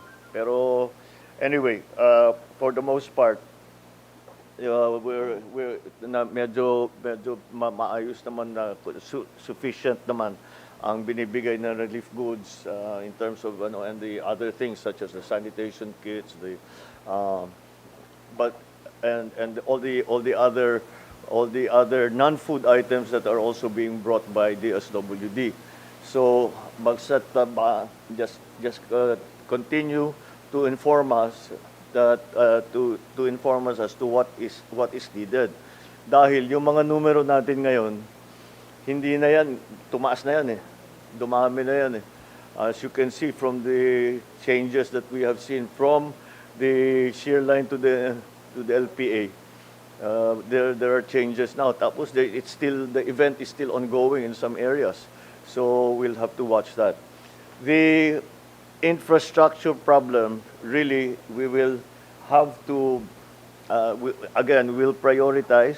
We will prioritize the thoroughfares, the roads that are necessary for us to be able to bring whatever relief goods are necessary, all of these water purifiers, etc., the equipment that's necessary. Make sure that every barangay maabot natin. Yung mga isolated, yun ang unahin natin. Maghanap tayo ng paraan na makadaan yung mga sasakyan natin para maidala yung mga pangangailangan. Like again, the food and non-food items of the DSWD. If we yung helicopter is okay, pero kaunti lang ang kanilang kayang dalhin. We need truck ang kailangan dyan eh. Yes, sir. Truck at saka tao-tao plus helicopters. But sir, I've asked General Bronner also to reach out to his counterparts. Maybe there may be an opportunity for mutual combined operation here. All right.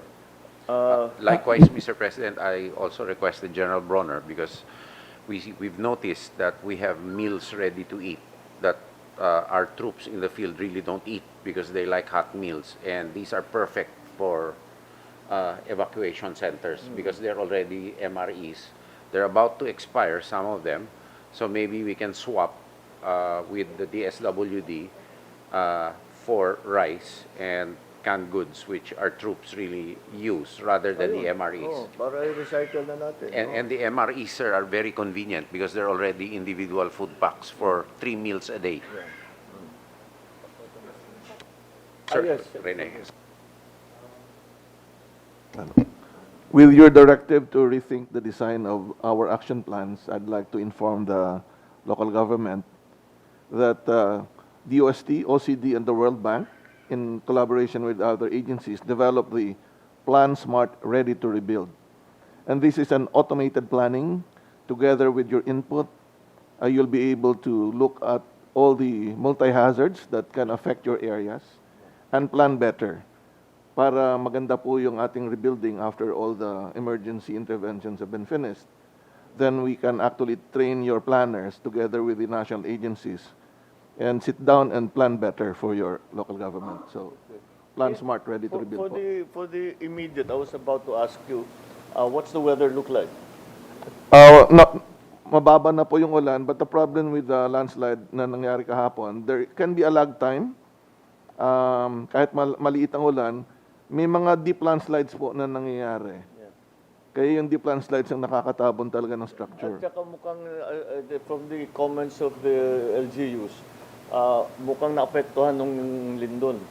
Yes po. So the earthquake... Generally speaking, with this kind of rain, hindi naman gumuguho yan. Correct po. Pero siguro nag-liquefy na ng konti. Yes, na-loosen na po. So every time there's a major earthquake, we have to worry about multiple landslides when the rains come.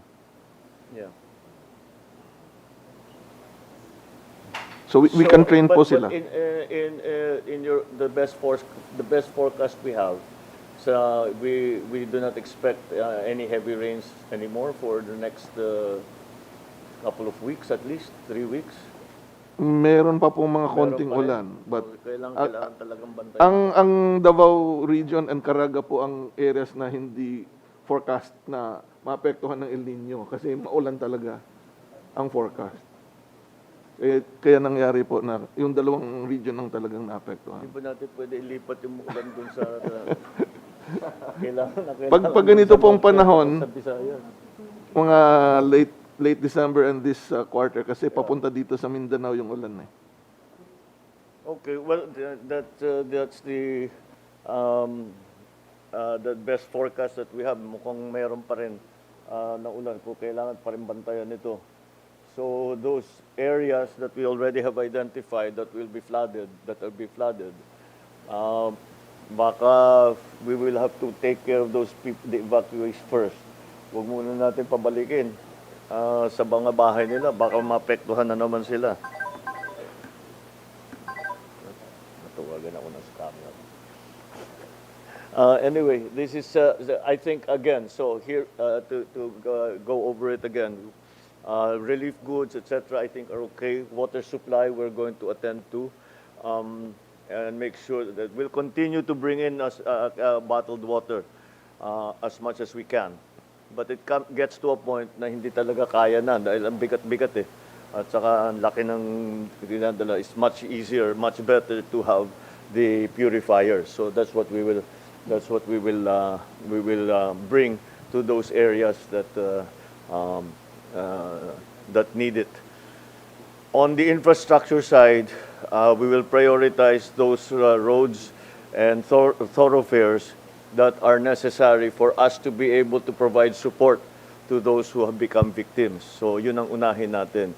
On the longer term, we really have to start looking at the designs of these bridges and roads to see if they are still the designs are still compatible with the weather patterns and the effects that DNR is going to provide us with the guidance in terms of how we proceed because we cannot basta kung i-rebuild lang natin lahat ng nasira, ganun din ang mangyayari. That's the same thing will happen. Or if we're going to rebuild it, we have to rebuild it maybe in a way that is kailangan mas matibay, kailangan it's stronger, etc. All of that. So that's something that I think that we can attend to as quickly as possible. But again, the situation is still changing. All right. So and then in terms of the cash transfers, that one is immediate. So it's now up to the LGUs to provide us with the listing, etc. But we will already release this. Kayo nang bahala kung saan nyo dadalhin. Because of course you know kung sinong nangangailangan more than anybody else. All right, I think that that pretty much covers everything that we have. Are there any other things that the governors, congressmen would like to talk about? Na ano pang kailangan ninyo? Mr. President, just to add, kausap ko na po yung MMDA. Tomorrow, they'll be having here 80 machines which will give about 180 gallons per hour ang isang makina po. So madami po ito dire-diretso po. Yes, sir. Very practical yung mga 180 gallons per hour. At One machine. Kahit saan One kumuha machine. ng tubig pwede. Paglabas malinis talaga. So tomorrow po, de-deliver na po ng MMDA. Oh, sige. All right. Yes, Lord. One more request po for the DSWD. Kasi nga, because of the landslide that we had last night, there are many that we evacuated in several evacuation centers. So we need ASAP po sana mga additional tents po. Yes, ma'am. Tents po. Tent shelters. Shelters. Kasi andun lang sila sa mga gym, yung iba, tapos walang... Baka ilan ng evacuate? Kasi 800 families. Oo. Kasi 3 barangays po yung evacuate namin. Sige, Gov. We'll mobilize it. Meron ho kami. Kakadating din lang. Okay. Thank you po. Kasi we nakapag-forward placement tayo. In other words, bago pa dumating, nailapit na namin lahat ng gamit. So that's why the response was relatively quick. But again, for that, we have to hear from you, from the local government, kasi kayo talagang nakakaalam. The national government is only here to support you with all of this. But you have to make the request to us para naman mabigyan natin ng tulong. Mr. President? Yes, please, go ahead. Mr. President, ang immediate po na kailangan ng Davao del Norte is yung pagkain, tubig at food packs po at yung mga gamit po sa mga bata para sa pagbalik nila sa eskwela. And tanong ko po, Mr. President, ito lang po gusto ko lang i-clear.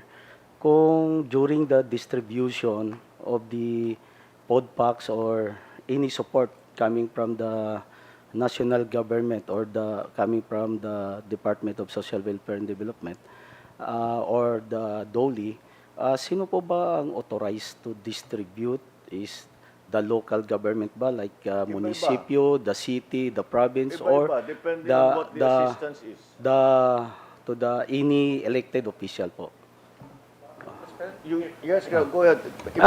Gov, like in the food packs kasi, iba-iba yung request na natatanggap namin. And we try to fulfill ng sabay-sabay. There will be requests from the provincial level, we'll give it to the province. There will be requests direct from the mayors, we give it to the mayors. Yes. There will be requests from the Congress people, we'll give it to the Congress people. So at this point in time, I would assume dahil lahat tayo busy, Yes. the different elected officials are all tasked to move all at the same time. So yun. Usually, ganun ang sistema. Yes po. Sa local government talaga binababa. Meron like yung sa DOLE, sa bawat isa, silang nag-a-assess Silang gumagawa ng assessment. But for the most part, it's really local government. Kasi sinasagot lang namin yung request ninyo. Yes po, Mr. President. Kasi during calamity, ang kumukuha ng data at ang gumagawa ng quick response is the munisipyo, the city, and the province. And also collecting data, kami ang lahat ng in charge, yung LGU at PLGU. But like what happened in Davao del Norte, minsan kasi may hindi po nakarating sa province, pero na-distribute, iba naman ang nag-distribute. And gusto po ako mag-thank you po kay Ma'am Inday Sara na quick response po, nagbigay kagad siya ng support doon sa Davao del Norte po. Ma'am. Thank you so much po, Ma'am. Anton, you had wanted to add something? Lahat naman na nag-request, doon naman ibibigay. Pag hindi mag-request, hindi nabibigay. Tapos, pag nawawala dito, hindi rin nabibigay sa inyo. Kung wala kayo, we have to go to the next who's there, di ba? So, yun yung man nangyayari. Pero mostly, LGU talaga.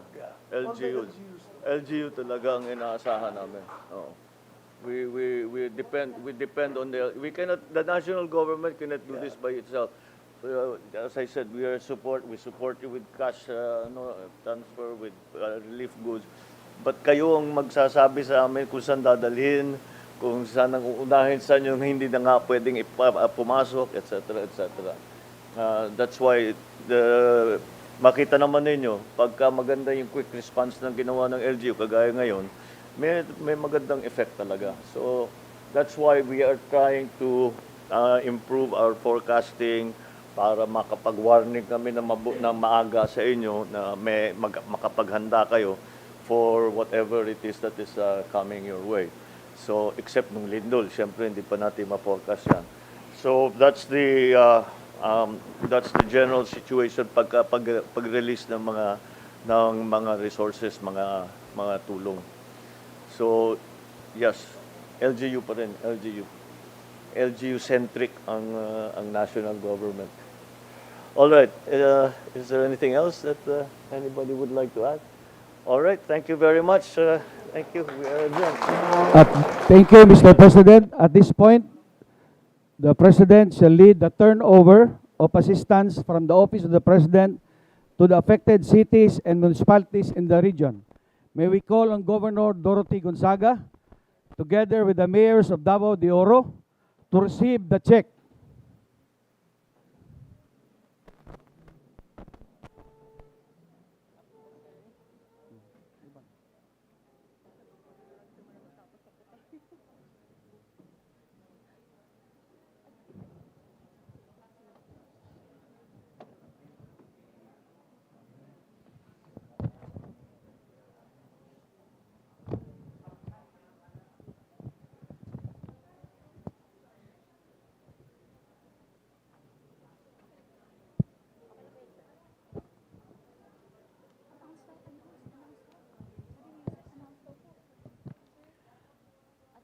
At this point, we call on Governor Gonzaga, together with the mayors of Davao de Oro, to receive the check.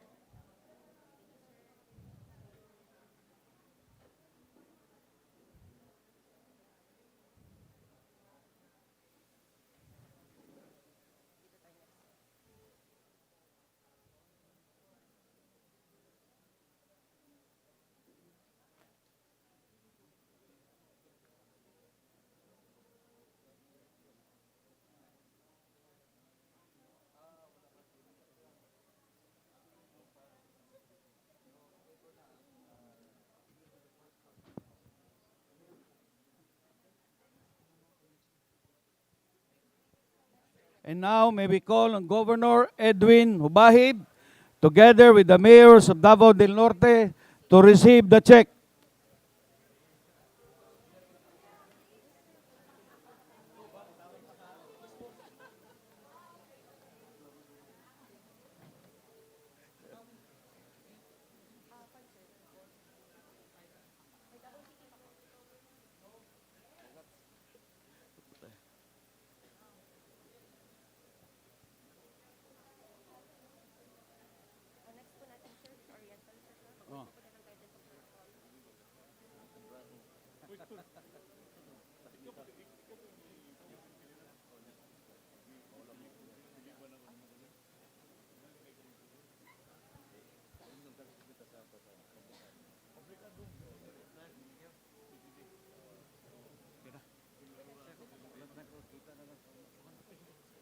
Next, Governor Nino Soteruoy, together with the mayors of Davao Oriental, to receive the check.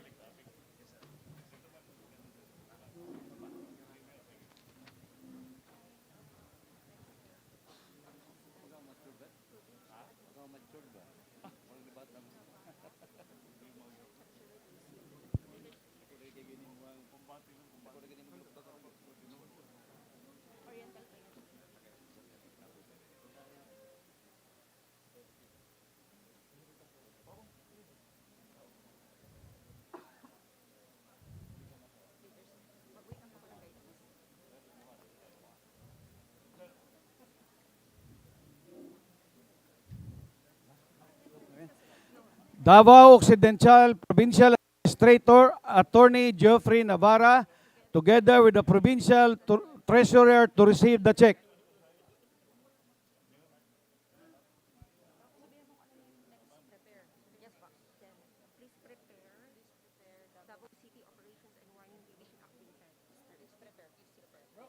Please prepare Davao City Operations and Warning Division Acting Head, Mr. Rodrigo Bustillo, to receive the check.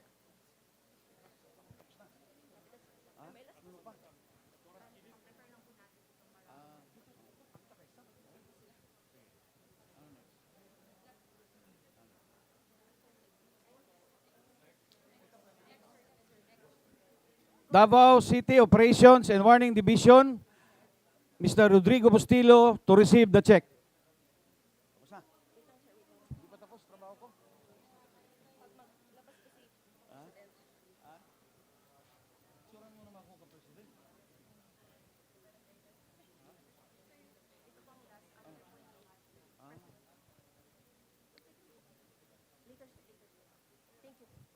Thank you, Mr. President.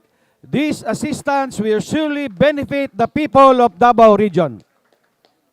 That ends our program for today.